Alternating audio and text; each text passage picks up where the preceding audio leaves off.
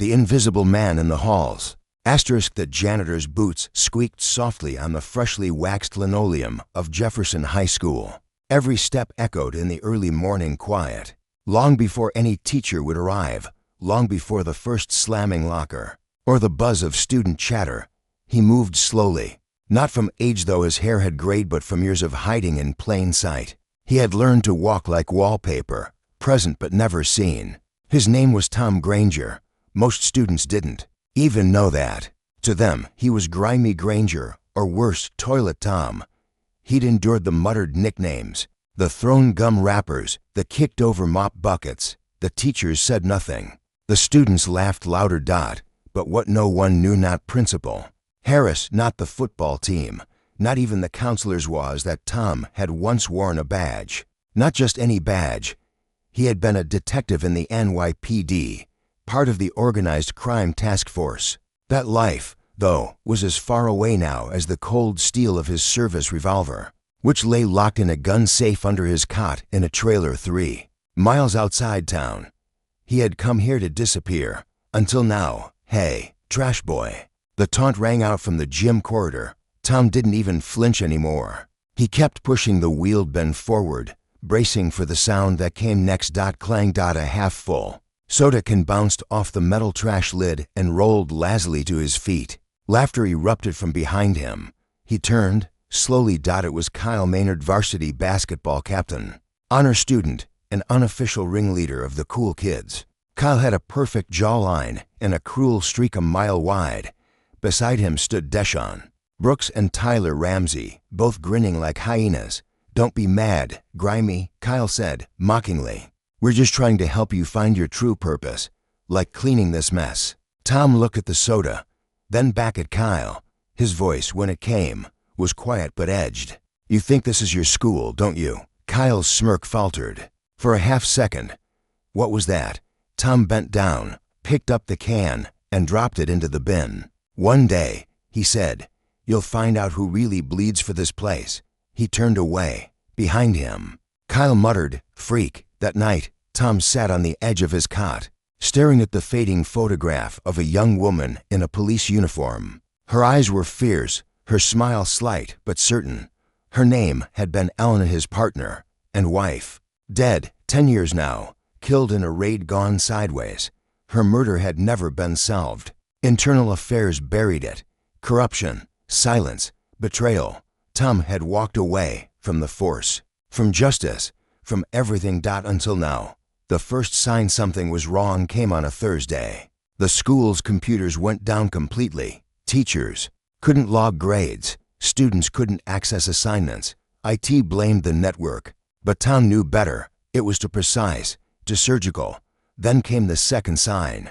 That same afternoon, Tom was emptying a locker trash can when he noticed something. Wedged behind the vent, a USB drive. It had no label, just duct tape wrapped around it with the words "Stop them" scrawled in black Sharpie. He paused, heart quickening. The last time he'd held something like this, it had led to a sting operation in Brooklyn and 3 crooked city officials behind bars. He slipped it into his pocket and pushed the bin away. That night, in his trailer, Tom plugged the USB into an air-gapped laptop he kept for emergencies. Folders appeared, accounts, surveillance, Dropbox backups. He clicked accounts, then froze. There were bank records, dozens, all linked to a familiar name, Principal Daniel Harris. Another folder, CCTV snapshots. Tom opened it. The thumbnails loaded slowly, grainy and time-stamped. A backroom, an unmarked van. Students, some he recognized, handing off large padded envelopes.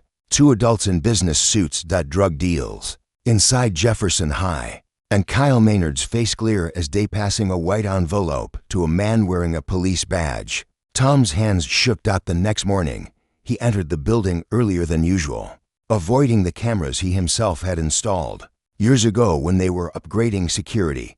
He moved through the boiler room, then up into the custodial records office. He wasn't just looking for answers now. He was looking for proof. Inside a locked drawer behind a fake panel, he found what he was searching for: the master key logs. The janitors weren't just responsible for cleaning, they had master access.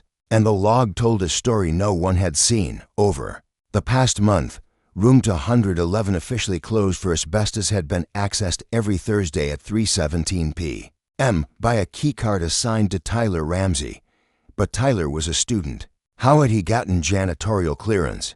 Unless someone gave it to him. Tom knew he couldn't go to the police, not the local ones. Not when one of them was in the photos. So he went to the only other person he trusted, Mary Rodriguez, an English teacher with a spine of steel and a tragic past of her own. She had lost her brother to an overdose fentanyl from a high school ring just like this one. He showed her the files. Mary stared, silent, then said one word. How do we stop it? That Friday, Tom made a decision. He wasn't going to disappear again, not this time. He would watch, he would record, he would confront, not with fists, but with truth.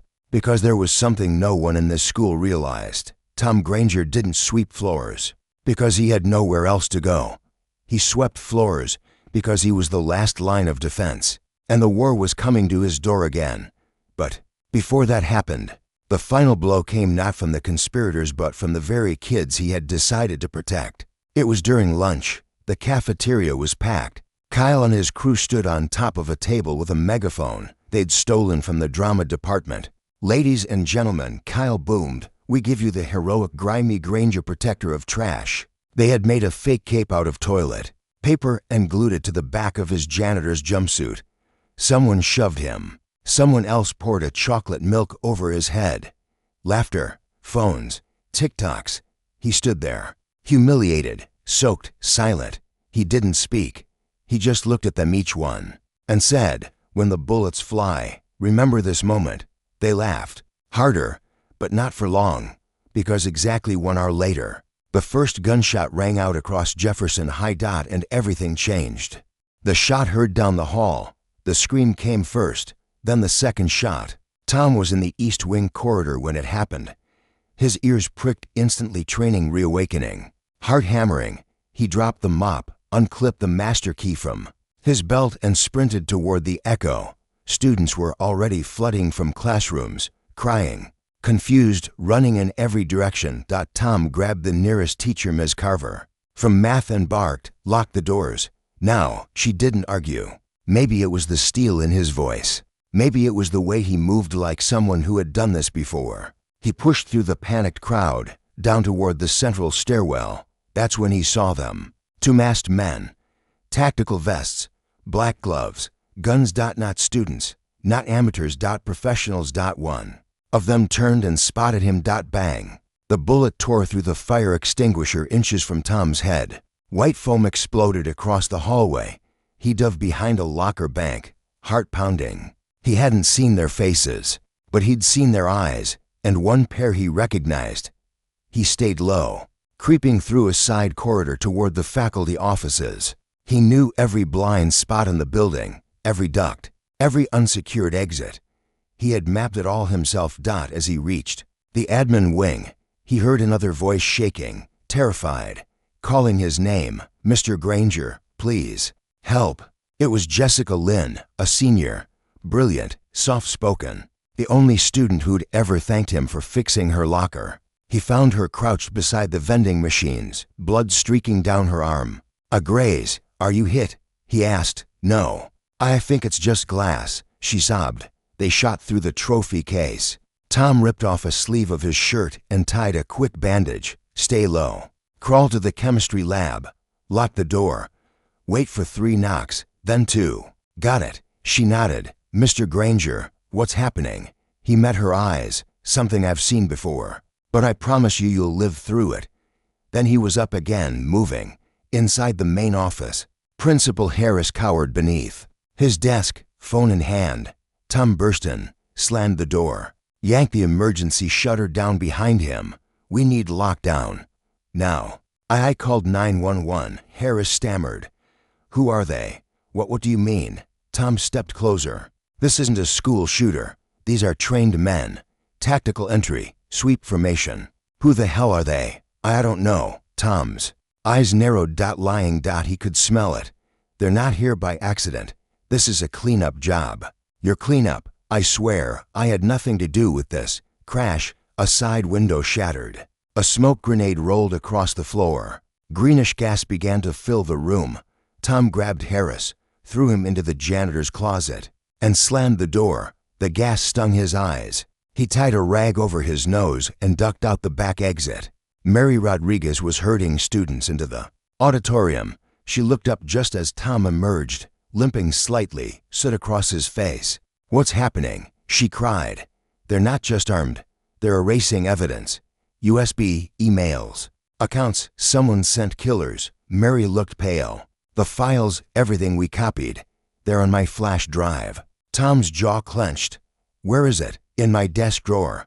"Then they'll be heading their necks." The attackers moved fast. Two of them had split off toward the English hall. One paused at Mary's room, kicked the door open. Inside empty. They began tearing through the drawers. Then one of them stopped. A phone buzzed on the desk. An alert. Local backup uploaded. He cursed. Too late. But before he could act, Tom came from behind with a fire extinguisher. When the man crumpled. The second turned, firing. Tom ducked, tackled him, wrestled for the gun. The man was strong to strong, ex-military, maybe. But Tom had rage and purpose. He broke the man's nose with an elbow, wrenched the weapon free.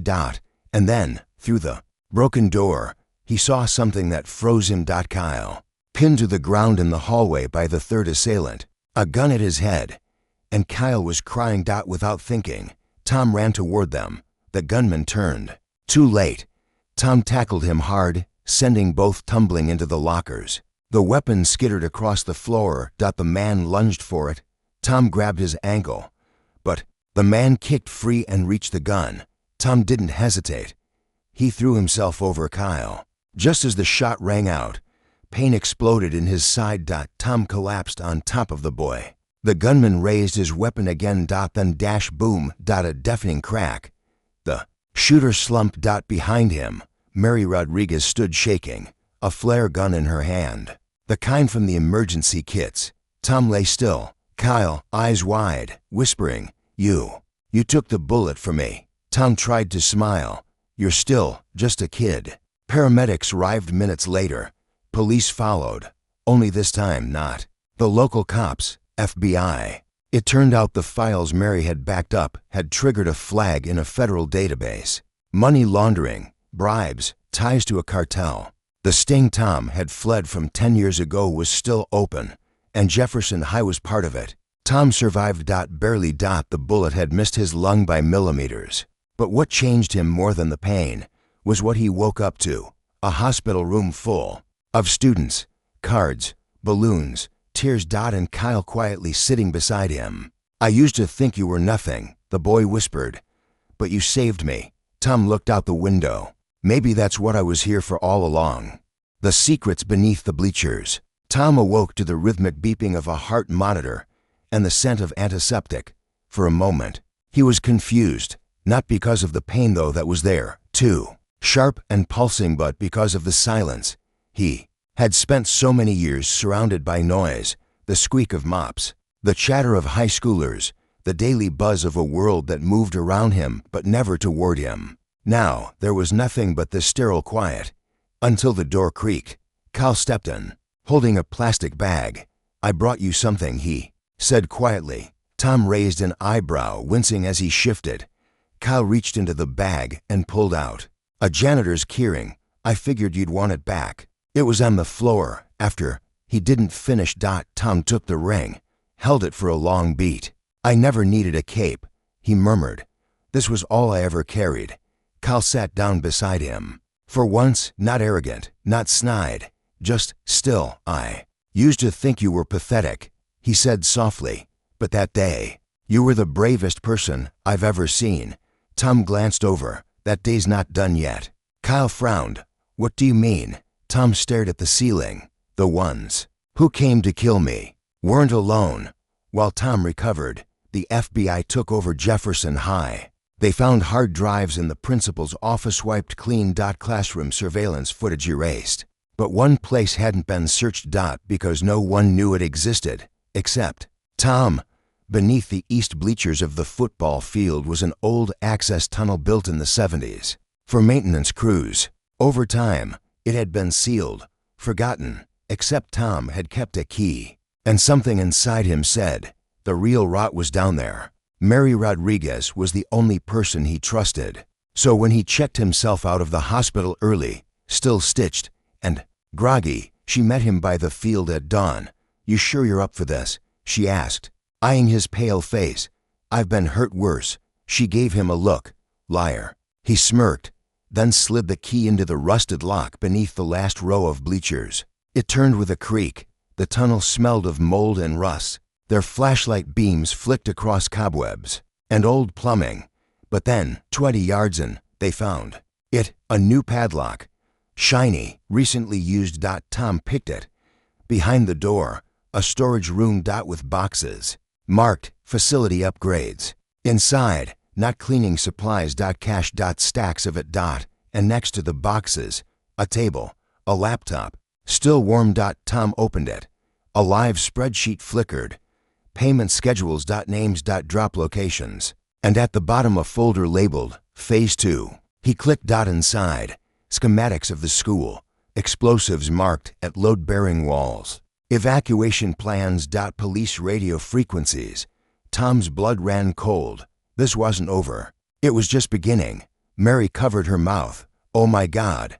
They were going to destroy the school. No, Tom said. They were going to destroy the evidence. He copied the files onto a flash drive, pocketed it. They had to get out now. But when they turned back toward the tunnel entrance, a figure was blocking the exit. Tall, broad-shouldered, familiar. Principal Harris. And he was holding a gun. "I knew it'd be you," he said. "Always poking your nose where it doesn't belong." Tom stepped in front of Mary. "You were part of this from the beginning." Harris sneered. "Do you really think a public school principal can afford a house in Willow Glen on salary alone?" Tom's eyes narrowed. "So you sold the school." "I brokered opportunity. The city was cutting budgets. They offered cash for silence. I said yes. You let kids become drug runners. They're not kids." "Not really. Not anymore. They're already lost," Mary shouted. "You let them turn this place into a war zone." Harris raised the gun. "And now I clean it up." But then a sound behind him, a low growl. A figure emerged from the tunnel shadows. Kyle. And he wasn't alone. Behind him, a dozen students. Jessica Lynn, Deshawn, Tyler, all silent, all watching. Kyle stepped forward. "We're not lost." Harris turned, flustered. "Get out of here, Kyle." But Kyle kept walking. "This school's been poisoned for years, but it ends now." Tom's hand reached into his pocket, the flash drive. He tossed it toward Kyle, who caught it cleanly. "Run," Tom whispered. Kyle nodded. And bolted. Harris shouted, fired too late. Tom lunged. The two men grappled, gun, fists, elbows. The shot went wild. Mary screamed. Tom tackled Harris into the wall. The gun clattered. Harris scrambled for it, but Tom grabbed a crowbar from the corner. Crack. Harris fell out cold. Later, the FBI found the tunnel. The cash, the plans, the recordings. Everything. The local police department was purged. Federal agents swept in. Principal Harris was arrested, and Tom again was back in the spotlight he never wanted. The trial of silence. The courtroom was packed. Reporters lined the benches. Cameras clicked. Whispers fluttered through the gallery like moths drawn to a flame. At the defense table sat Daniel Harris, flanked by attorneys in $1,000 suits. Across from him, in the witness stand, Tom Granger, a man once invisible, now the center of it all. "State your name for the record," said the prosecutor. "Thomas Granger. Your occupation?" "I'm the head custodian at Jefferson High School." Pause, then, and before that. Tom took a breath. "Detective, NYPD, Organized Crime Division. Badge 60,000 for 192. Gasps rippled through the room. Even the judge leaned forward. The prosecutor nodded. "And why did you leave after my wife, Elena, was killed in a compromised raid?" "The operation was sabotaged from within. We were silenced. I walked away." The defense objected. The judge overruled. "Continue." Tom sat up straighter. "When I found similar patterns at Jefferson High, money moving through untraceable accounts, security blind spots, unauthorized access. I knew something bigger was happening. He glanced toward Harris, and I knew this time I wouldn't walk away. Mary Rodriguez testified next. She told the story of the USB, the files, the tunnel.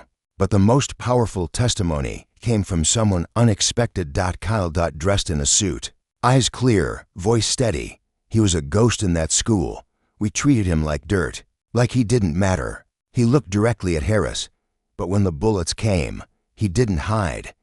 He shielded us, even me. After everything I said, after everything I did, he still chose to protect us. He paused. I don't know what kind of man that makes me, but I know what kind of man it makes him. He pointed at Tom, a hero. The jury deliberated only for hours. Verdict, guilty. Daniel Harris was sentenced to 35 years without parole. But for Tom, justice didn't feel like victory. It felt like closure, like a door slowly creaking shut after a lifetime of silence. 2 weeks later, Jefferson High held an assembly. Not for a pep rally, not for a sports team, but for the janitor. Tom tried to resist, but Mary cornered him. They need to see what integrity looks like. He stood at the podium, hands trembling slightly. Most of you knew me as the man with the mop. He began. Some of you mocked me. Some ignored me. He looked over the sea of young faces. But every hallway I cleaned, every locker I fixed, every spill I mopped up, I did it because I believed in what this place could be. He paused. I came here to disappear, but you gave me a reason to stand again. He stepped back. The students rose. Applause thundered. Some cried. Kyle approached and without a word, handed Tom a plaque. To Mr. Granger, for seeing us, even when we didn't see you. After the assembly, Tom lingered in the empty gym. Mary joined him, thinking of retiring. She asked, I thought about it. And he smiled slightly. There's still gum under the desks. She chuckled. Besides, he added, someone's got to make sure the next generation of heroes learns how to stand up. That night, Tom stood outside his trailer, looking up at the stars. He took out the old photo of Elena. I did it, he whispered. I stayed. And for the first time in a decade, he didn't feel like a ghost. He felt like a man reborn. The hallways remember. The summer sun poured over Jefferson High's aging brick walls. Its rays glinted off windows, lighting the scuffed linoleum floors and locker doors that had witnessed a year unlike any other. The story of Tom Granger had spread beyond the school, beyond the town. It made headlines. Custodian exposes criminal ring. Janitor turns hero. The man behind the mop. But inside the school's walls, Tom's presence remained steady and humble, because even after all that happened, he never left. Morning, Mr. Granger. A chorus of greetings followed him as he entered the building, coffee in hand. Jessica Lynn waved from the library. Tyler and Deshawn, now part of a new student watch program, gave him a salute. Kyle walked up beside him, backpack slung low. You ready for the big day? Tom raised an eyebrow. Big day. Kyle grinned. Come on, don't play coy. The school board announcement. Tom shook his head. I told them I don't want a ceremony. Tough luck, hero, Kyle said. They're naming the new student center after you. Tom stopped walking. What? Kyle laughed. Surprise ruined. Mary couldn't keep it in. Tom stared at the floor. But I'm just, Kyle cut him off. No, you're the reason. This place still stands. That afternoon, in front of the entire student body and faculty, the Jefferson High Board unveiled a plaque, the Thomas Granger Center for Honor and Justice. Tom stood in the back, arms folded, trying to disappear. But he couldn't. Not anymore. Mary found him and whispered, they see you now. Later, in the quiet of the empty hallway, Tom ran his hand along the old lockers. So many memories. So many echoes. He stopped at one particular locker, number 119. Once his wife's, when she had student taught here years ago. He smiled, and something caught his eye. Taped inside the open door was a letter, his name written in familiar handwriting. He opened it.